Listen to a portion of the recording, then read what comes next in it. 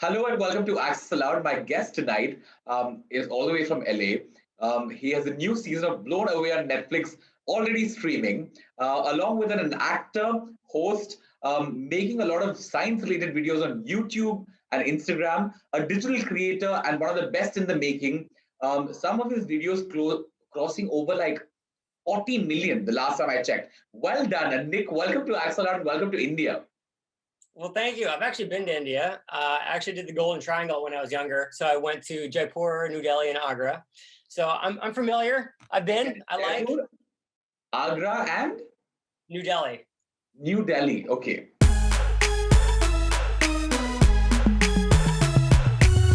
Nick, if you're like a social person who likes a party once in a while, then you should be in Mumbai. That's the one place we wanted to go. We just kind of ran out of time. We were doing this kind of like this whole worldly adventure kind of thing. And we really wanted to spend more time and go north. That was really the thing. We really wanted to sort of like get out of sort of the main cities, and we wanted to kind of like see what the natural beauty, because like a city is really cool. You get a lot of really good information about the culture and everything, but like I really wanted to see the backcountry. That was sort of what I was really intrigued by. Yeah, I mean, go for it. No, go for it. I'm trying to think of there was, I for a moment in time after I did America's Got Talent, I was doing a live show, and there was a live show that was supposed to happen in, oh my gosh, I'm going to get this wrong. It's not Renai. It's like the fourth largest city on the coast of India. Mumbai? Chennai. Chennai. I know. I knew I was going to get it wrong. My girlfriend's sister's husband is from Chennai, and so it's going to be really cool. Now this is terrible that you've gotten it wrong. If you hadn't had any connections, you were very accurate. But now that your sister's friend's husband, it's my girlfriend's sister's. Your girlfriend's sister's husband. Correct. Yeah. But that's fine. But what happened then? Did you end up doing it or no? You did. What ended up happening is like the actual event that they wanted to do, the venue did not want to have the science thing that we were planning or whatever. It was kind of like a lot of those events, they go through a party planning company, and so they'll pitch you, and then if it all makes sense, they'll do it. But like sometimes, we've been in rounds, and we go second round, third round, fourth round, then they don't want to do it. Then they want to do it next year. So I'm assuming with COVID, obviously that was all put on hold, but hey, look, maybe 2021, 2022, it'd be really cool. Listen, I'm fully like pumped for 2021. 2022 seems very far away. We're literally still stuck in January. So I'm putting all my bets on 2021 as of now. I'm used to like being on set with my guest sitting in front of me, even though this has turned out to be interesting considering I can have a conversation with you who is in LA right now. But I'm still missing like my guests in front of me and having a drink with them. That we're getting back in Feb, which is next month. So I'm happy about 2021 already. And because of us doing all of these online conversations, we're getting a TV on set where I can have you guys on my set as well. It's really interesting because so when I started out in media, one of my very first jobs as a host was I would do celebrity interviews. Yeah. So I would be on the red carpet and I would interview people, and then I would work in press junkets. And so it was a really neat job. I sent me all over the world when I was living in New York City at the time, and I would get to go to places like New Zealand and London and like talk to these actors about their movie. And it was really cool. And there's really no substitute for talking to somebody in person. That's what I remember. It's like a reaction and that communication. Like it's awesome to do it on Zoom like this when you have to. But man, I'll tell you what, I'm so looking forward to getting back. Just talking to regular people like normally. Yeah, totally. Nick, I was sort of like going through like your stuff on social media and like on Google and stuff like that. From when you started, it's very interesting that you've gone through like multiple things. Like it's not like if you look at your career, it's like this. You won't really see like a starting point and an end point to it in terms of like a goal-oriented situation. It's like a mix of like several things. What were you aiming at when you started? So it's a great story, and I'll try to make it really short because it's crazy long. But basically, It actually started, my career in media started before I consciously made a decision to start in media. Yeah. So back when I was a teenager, so I was born in 1985. I'm 35 years old right now. And when I was a teenager, the really popular thing at the time was not skateboarding. It was rollerblading. Rollerblading was this really popular thing, and stunt rollerblading. So for the X Games, that was really popular. And so as a teenager, as a preteen, like 10, 11, 12, 13 years old, that's what all the cool kids were doing. So I, in my mind, associated that was the coolest thing you could do. Yeah. So as I got older, I always had this dream of becoming a professional stunt rollerblader, like being in the X Games. Yeah. And so I never really let that go. And so when I graduated high school and I was going to go off to college, I kind of couldn't get it out of my brain. And so my sophomore year of college, me and my 3 friends moved to San Diego, which at the time I was living in Ohio, which is in the middle of the country, pretty close to New York City. Moved all the way out to San Diego to pursue this dream. But a lot of people were pursuing this dream. I mean, this is kind of like an actor moving to LA, trying to be a famous star or whatever. Yeah. And through a lot of different work and trying to figure it all out, and just skating and becoming and improving and just being a part of the industry, about a year and a half in, I actually was forced into, by my sponsor, was forced into this competition that I was not qualified for, and top 10 turned pro, and I took 7th place. So I kind of thought I wasn't really qualified, and I ended up qualifying to become a professional skater. So in that time frame, I was like, what? This is crazy. So I got comfortable with being filmed, being interviewed, doing interviews, going out on photo shoots.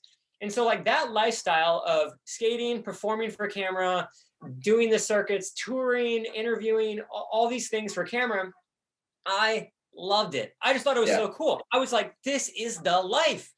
The problem is that you can only do that for so long. Your body can only withhold and withstand so much pain. I've broken my wrist, I've broken my fingers, my ankle, I broke my tailbone, I knocked myself out. I mean, I've really I've had all the injuries. And so you have to find a time to kind of retire. And that's usually really early on. I retired at 22, 23. So wow. I know, this is crazy. It's a whole life before my life even started in media. So I kind of just cataloged that. I was like, oh, that was cool. That was fun. But what ended up happening is I chose biology as a major in college because I really liked biology as a student in high school. Oh, that again has no connection to what you're doing right now. Yeah, it is connected though. This is why it's so crazy. This is why it's very connected. So I studied biology as a pre-med student. So I was going to go to medical school. That was my track. I was super ambitious, was going to go to medical school. In my super senior year, which is your 5th year of college, because it all got delayed because of me bouncing all around doing this rollerblading thing, I had quit rollerblading basically completely. I was going to be a doctor, and then I just wanted to study something different so that I could get credits on my resume that would allow me to go to a better graduate school. So I took summer school at Yale University. So I was going to public school, I was going to Ohio State. But I was I got into Yale to study for summer school. So I studied economics and video production and acting for film. Now, when I did that just to kind of maybe test this out. Yeah. Totally changed the game. Totally changed everything, because I realized that there was an industry that was actually much more similar to rollerblading, that whole lifestyle, than being a doctor. Because being a doctor was really cool, and it checked a lot of the boxes. I was really interested in sciences. I really liked learning. I liked interacting with people. But this media thing was oh my gosh, why did no one tell me that you could literally do this stuff, but you could do it, as a living? It just wasn't available where I grew up. Where I grew up in the middle of America, it just wasn't available. You couldn't do it there. There was no industry per se of media. So I came back actually from Yale University from a summer, and I told my parents I didn't want to be a doctor anymore. That was I broke the ice, and it was a bad sort of flipped everything upside down. So I was scrambling to prove my worth, I was scrambling to prove that I could actually do this. Yeah. So at the end of a summer, another whole year had gone by. My TA, my teaching instructor at Yale University, became a huge YouTuber. Now, this was big. This was before YouTube was a thing. So YouTube, you couldn't monetize it. It was just starting. The actual, like, the way it looked it was a visionary. It was totally early. It was 2008. I mean, really early on. Yeah, very, very early on. So I told my parents, well, I got offered this position to work crew on this thing called College Musical the Movie. It was a movie inspired by a web series. So it was all very new stuff. Yeah. The actress at the time, or the actress in the movie that was like, you know, the well-known actress was Allison Williams. Yeah. She was on HBO Girls. She's been in a couple feature films now. She's also Brian Williams, the lead anchor of NBC's Today Show at the time. So it was like a great connection. So we do the feature film. It was awesome. I love it. I'm like, cool. This is super cool. Like, I was working crew, by the way. So I was working behind the camera. Yeah. And I thought, this is really interesting. I really want to pursue something in this direction for sure. I asked everybody on set just to keep my pride afloat because I didn't want to go back to Ohio. And I said, does anyone have any kind of job, you know, available? Allison Williams had been dating the founder of Collegehumor.com, which became this big, like, YouTube channel. I know. I've seen a lot of Collegehumor stuff. Yeah. Yeah. So they were owned by Interactive Corporation. I think they banned it in India at some point. Oh no, that's terrible. Yeah, I think they did. But that became my first job. So I moved to New York City. Including TikTok, by the way. Really? Yeah, do you not know? Wow. We had a big problem with China, and like we banned all Chinese apps, including Shein and stuff. Oh no. Well, people don't have like affordable clothing. Nothing. So I basically started working for Collegehumor, and I started doing their pranks in front of the camera. And at the time, I didn't really know if I wanted to do acting or hosting or whatever. I didn't know anything. I didn't know anything about acting. So I was taking acting classes. I was like auditioning. I actually got cast for quite a few things because I didn't really know what it was about. Turns out, like, I didn't really like acting that much. Like, I thought it was okay, but I kind of like, it was the only thing available. Yeah. So, but I fell into this other thing because I got cast for this horror film, and the director was like, hey, you should do this hosting thing. I feel like you just have a great personality for it. Yeah. I was like, all right, I'll give it a shot. And it was this celebrity hosting thing I'm telling you about. And it started a track of hosting because everyone at the time kept saying, oh my gosh, dude, you're such a natural. And I just thought they were lying to me because they were paying me so poorly. So I was like, they're just telling me this because it pays so bad that they need to fluff me basically to keep going. And so I got an agent though for hosting before I got an agent for acting. And so I thought, hey, you know, maybe there's something here. And so by about year 3, I just kind of figured out in New York that this was the secondary market. LA was always the bigger market. And so I thought, I'm going to have to get out of here. And this is right when like social media is starting to become a thing, reality TV, people are starting to parlay that into social media. There's becoming this new media thing. And at the time, it was like reality TV people were becoming blacklisted in traditional media. That was a thing for a while. It'd be like, if you were on Road Rules, you're never becoming an actor. Like, no, it's not a thing. Now it's totally different because social media has now even the playing field. Yeah. So I took a risk as an early adopter really early on. And I said, I'm going to do a reality TV show. I'm going to build my social media presence and I'm going to start a YouTube channel out in LA. That's what I'm going to do because that's the new thing. And that's how I'm going to jump ahead. And so I did Big Brother. I didn't last very long. I got kicked off week 2. Yeah. But one of the main like actors in the country, Shilpa, was on Big Brother as well. Yeah. So I mean, like it does help. I mean, it really does help. Yeah. And so it gave me this tent pole, and that's when I started my YouTube channel. Now, when I started my YouTube channel, I was trying to differentiate myself. So I had, technically speaking, when I first started, I had like a comedy show, I had an interview show, and I had a science show all on one YouTube channel. And originally the YouTube channel was about rollerblading because of the skating stuff. Yeah. So I picked the one that I thought was going to do the best was a show that was based in science because, again, from all this pre-med stuff, I had all this information in science, but there really wasn't a ton of science channels.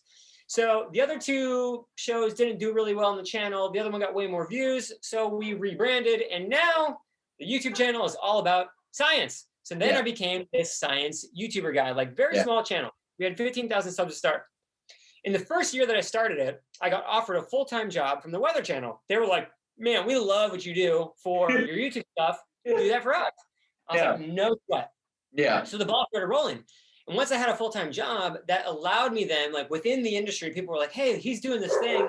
It's really cool. Like, we're going to keep going. And oh, my dog's going nuts. Where's your dog?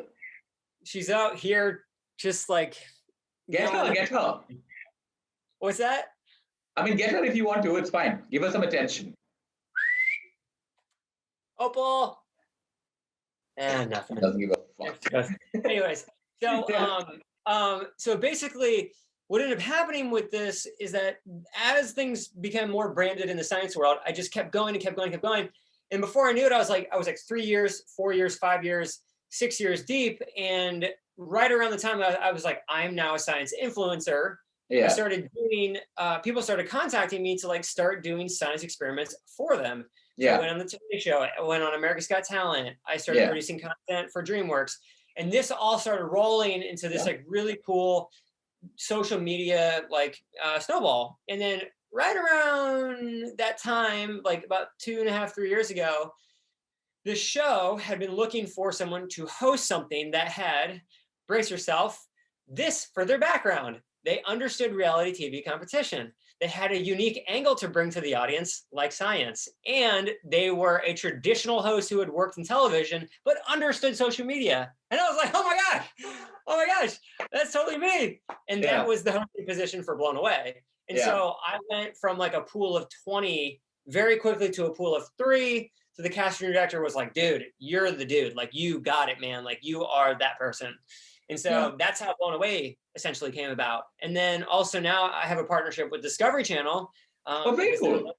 Yeah, so we shot another reality TV competition over Christmas called Rocket Around the Christmas Tree. So I've done 2 different reality TV shows as the host, and I've done 2 different reality TV shows as a contestant. So I feel like that's kind of where I live now. Stop. I'm going to send this whole chunk to Wikipedia after this. Because half the information is in there. Right. There's a lot more here. I'm sending this chunk, the whole thing. But Nick, I need to understand this. I Googled you the other day when we started talking, and I'm seeing like a lot of these shirtless pictures that are on Google. Where are they coming from? So most of these photos, like, okay, when I lived in New York, I was working as a print model. So you were? Yeah. I worked basically. Some of them, I was an underwear model. I was an underwear model for this clothing company, like Panda, Surf Panda. They changed their name a couple of times. I think now they're called, I'm trying to think of their name. Yeah. So like, I was a fitness person. I mean, I was so into fitness because I was a wrestler in high school. And so, look, if you have it, use it when you're starting out. And so that was the shtick. And so, tons of shirtless photos, lots of, in my underwear. Minute photos, yes. Lots of that. Yeah, fair. But Nick, even when you were sort of explaining the whole, like your journey to me, you're sort of doing multiple things, right? But if you had to pick one, like we all talk about, I mean, all of us do several things. All of us are interested in multiple things. We're all putting our hands in several things. But there's always that one thing that you really want to do and that you're really inclined towards. Out of all of these things that you do, which is that one for you? Man, honestly, it's all of them. That's terrible, but it's true. Stop it. You and I both know that you have one. Tell me that one. Like, if you had to, like, from all the things that you do, if you had to eliminate everything except one, what is that one thing that you would keep? I would keep the YouTube channel. I would keep the YouTube channel. For your information, I'm a psychology honors graduate. I can turn it around. Yeah. I asked you a very simple question earlier, but I turned it around, you answered it. Great. The reason is because I always had this idea. The problem is this: entertainment is risky. Entertainment is like gold mining. It's boom and bust town. So if you want a life that is consistent, you have to find something that mellows that out. And so the thing that has always mellowed it out for me was the concept of real estate investing. And that was always the family business. And so that's what I'm doing now. I'm starting a whole real estate investing portfolio that's balancing out the act of entertainment. And so that's something we're not even get into, but like HGTV, by the way, HGTV, all of that, those shows on HGTV is all owned by the same company that owns Discovery Channel, Scripps. Yeah. And so I want to stay in the world of hosting, and I want to basically just keep following my interests and then applying that to the new hosting stuff. Fair. Nick, like you told me, you started modeling when you were in New York, and you were doing this and that, and like several other things, including your wrestling in school, your inline skating, and this and that, all of that. You hosted, you act, you do all of that still. But how has it doesn't have to be difficult for everybody, but you've done like a lot of things. What's been the most difficult part of like the whole journey for you still? Gosh, honestly, the most difficult thing is like I feel like I'm never doing enough. And it's like that is such a weird concept, because on the outside it looks like, look at all these things you've done. But there's so much stuff that I've started and it just hasn't worked out. And so the most difficult part is not the rejection phase. It's like that I want to do more, and I feel like I'm never doing enough. And so perhaps that actually is the most difficult part, because a lot of these things that I've started and stopped, I feel like I got to a point to where I kind of like hit that, hey, look, there's diminishing returns here now. There's nowhere else to go from here. And like, I don't feel that way about entertainment right now. So I feel like I've got a long way to go still within the entertainment world. And so it's both motivating, but also super challenging, because then it's like, all right, like how do I get to that next level? How do I bump up a notch? Yeah, fair. Nick, I always wonder, because like in India, we have this extremely strict parenting system, which is what every Indian across the country is used to, where we don't move out of our houses until much later. I moved out because I wanted to. It's not usually a personal choice. It's more like you live here till, and especially if you're a guy, then you get married and you get your wife here. It's kind of a system, which also basically means that since you're not very independent when you're young, you also basically sort of do like a lot of plan your career according to what your parents want you to do and stuff like that. But I feel like across the world, even the whole entertainment spectrum is not the most viable, conventional sort of career choice for anybody, right? They're still figuring out the whole YouTube space, the digital space, doing that for a living and all of that. You have done like several things. What did your family react to like all of this when you told them that this is what you want to do? I wish I could draw this as a graph. In fact, I probably could. I will draw this as a graph just so you guys totally fully understand. I'm going to draw the two different parents, all right? I'm going to draw mom, and then I'm going to draw dad, and the Y and the X-axis are going to be two different things. So we got mom up here, okay? Yeah. This is going to be mom, this is going to be dad. So the, would this be X? So the X-axis is going to be time, and then the Y-axis is going to be like approval and excitement. Okay, so this is time on the bottom, and approval and excitement is going to be here. Okay, and we're just going to make that up as like approval points. Excitement. Like, why are you doing a science experiment on me? I do not understand. I'm done with school. I was never good at math or science.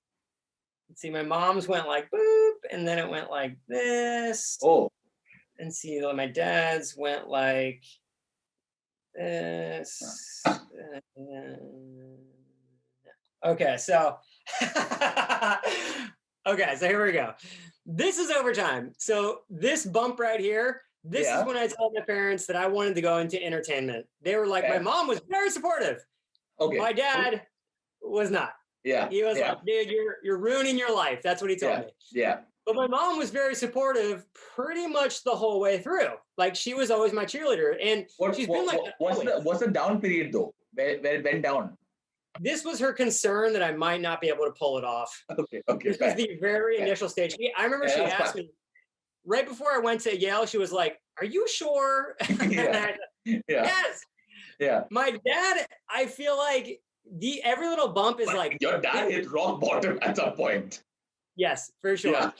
This was when he basically like disowned me when I told him I didn't want to be a doctor anymore. I relate. Every single one of these bumps is like a mainstream success. So this would have been like the first time I was on the Today Show, Yeah. When I got my Netflix show. Yeah. And this is probably about right now when like he realized that the amount of money that we're bringing in is like more than what you probably could have made if you studied as a physician for 10 years. Yeah. So, yeah. I have a question just to confirm this with you, because I've been seeing a couple of videos on like you clarifying this and all of that. The foam thing that you did, the one that happened at David's house, do you have the biggest world record ever? At the time, that was by far the biggest. At the time. Yeah. That was also the most viewed video, rest in peace TikTok, but it was the most viewed video on TikTok of 2019. The whole app. Yeah, I saw that. 200. I mean, on your YouTube, that's at some 38, like the new video, the last video where you tried to make it bigger or whatever, it's some 37, 38 million on YouTube. That's insane. Yeah, totally insane.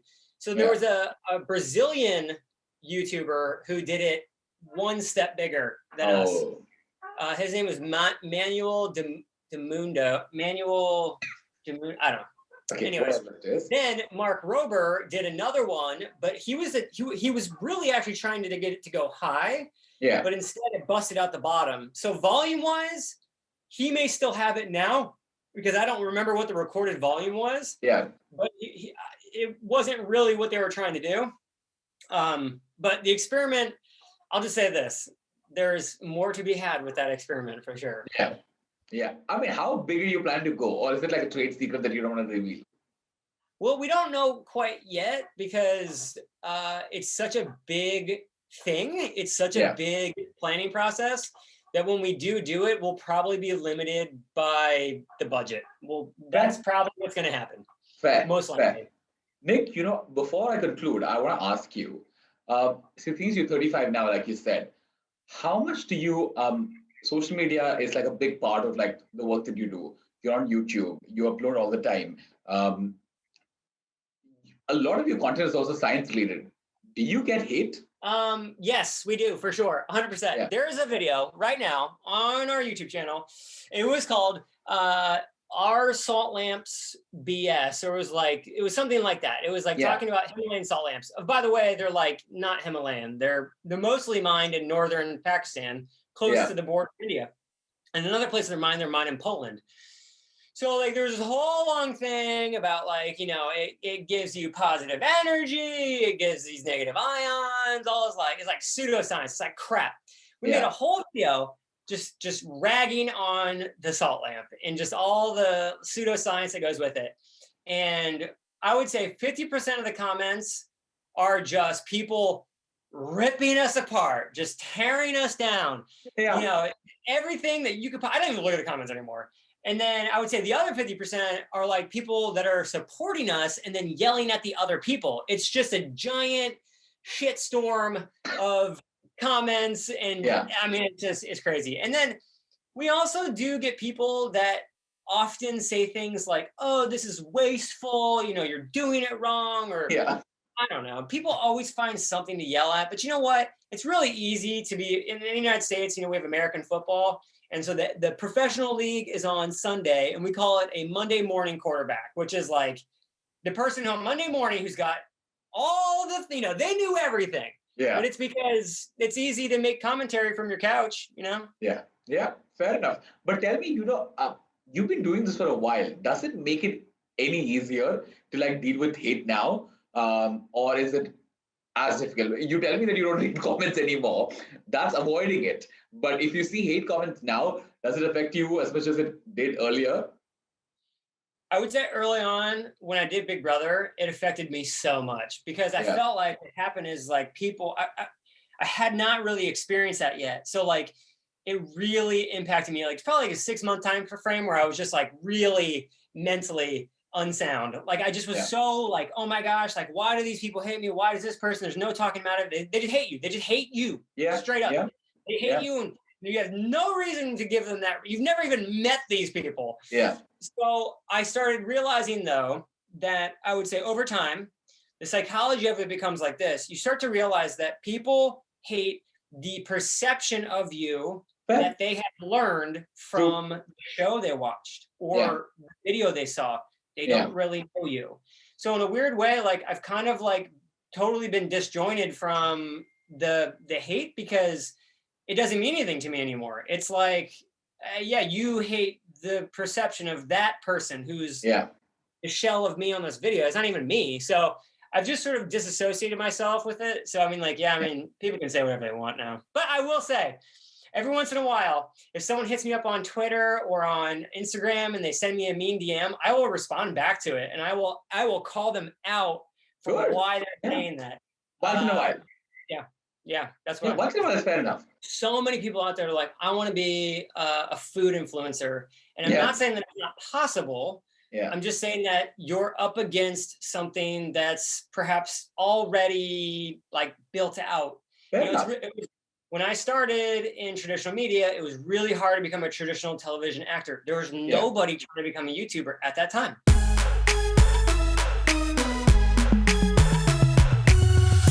But Nick, you just told me that like a lot of that you put on like social media and on the internet is not you. What is one part of you that is, I mean, that's something that you don't put out? You know, interesting thing that I don't put out is like how, and I guess like one thing that I'm always really like cautious about is that like my dad was a Marine, and I was raised with this like very stringent sort of like go-getter type attitude, and I don't always talk about that or like put that out there, because like on the YouTube content and everything else, it's like it's like fun and it's exciting, but like I really am like I really do have like this like really harsh entrepreneurial attitude, and I'm not always as harsh as what I'm really thinking. And so we are developing actually a YouTube channel that is totally outside of all of this, that kind of explores more of the entrepreneurial side. But my brain kind of operates much more as a, I don't really care about your excuses than it does like as soft as maybe the outside perception. I mean, I finished watching Blown Away last night. So you're going with the whole, I forgot who made it, but there was a thing about don't cry over spilled milk. Oh, yeah. Yeah, you're going with that. That's one of your... I mean, you can't go back now. I remember the sports guy being like, okay, but like, people where I come from, they don't talk about it. You literally just said it now. Don't go back on it now. You literally said, I don't care about a bunch of excuses. Yeah, I mean, pretty much that's the shtick. Like, we just don't really buy that piece of art. Yeah. That should be in your house. What's that? You should buy that piece of art, the glass one. That should be in your house. But that's fine. Before I conclude, Nick, the last one. Even in India, the whole influencer digital community is heavily growing, right? Especially in the lockdown, there's been way too many people that's blown up. A lot of creators every day. I end up, like a lot of people end up getting a lot of questions about how do I become an influencer? And usually annoying to me, because I'm like, you're not even talking about like the talent that you want to put out. You're talking about wanting to be famous on digital or wanting to be an influencer or whatever. What is one advice that you'd give to people who are starting off on digital? Especially when like a lot of them are coming from the attitude of like, I want to be famous on digital. I want people to know me. I want people to like all of that. What's your advice to people?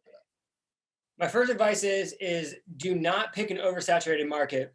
Yeah. And there's like so many people out there like, I want to be a food influencer. And I'm not saying that it's not possible. Yeah. I'm just saying that you're up against something that's perhaps already like built out. When I started in traditional media, it was really hard to become a traditional television actor. There was nobody trying to become a YouTuber at that time. And that early adoption allows you to sail ahead and then build up with the industry. So my advice would be really do a deep dive analysis on your personality and find the thing that is a niche. My God, you haven't stopped doing marine puns since you spoke about your dad being a Marine. Stop. You've said deep dive, sail away. Great. Well done. I enjoyed these on the show. Well done. You got to find something that's not mined out totally yet. Your unique voice. What is that? That's where I would start. And I'd also say it's a lot like farming. When you plant the seeds and the tree grows, years go by before you bear fruit. And I think a lot of people give up in year 3 and they stop watering the plant. they're just 1 year away from that first orange or apple. And so like, you really got to really take care of it and realize that it's a super long journey before you see any kind of actual reward. We didn't really see anything until we were in year 4 or 5. And that was a long time. I wanted to quit many times. In fact, there were times that we didn't upload for 2 months because we just wanted to quit. But we now came back to it and kept moving forward. Fair enough. Thank you so much, Nick, for coming on Axolotl. This is a great conversation. I'm a huge fan of Blown Away. I love art. So anything on Netflix that's to do with art, and binge watch in a second. So when I saw the first season of Blown Away, I wanted to reach out to you then, but then I didn't have a show that included me talking to people across the world on a Zoom call. So I'm really glad that I found the season 2 day before. And I was like, I need to reach out to this guy. I'm glad I made this happen super soon. Nick, thank you so much. And you're doing so many things in your life, which is fucking cool. So well done. Thank you, sir. It's not abusing. I have a rule that I abuse thrice. I swear thrice on my show at least. So I fulfilled it. You're not saying anything. You only said some shitstorm or something like that. That's barely. That's what I do, man. That's what I do. A shitstorm. Yes. But Nick, at the end of Axolotl, we do something called an Axolotl Virtual Hug. I would gladly give you a hug in person, but you're all the way across the world. So just extend your arms and pretend like you're giving a hug, and we'll take a screen grab. The other way around. The other way around. Open it. Okay, perfect. Thank you, Nick. Thank you so much. Please take care. And the next time you're in India, come to Bombay. I will. You can count on it. Perfect. Thank you so much.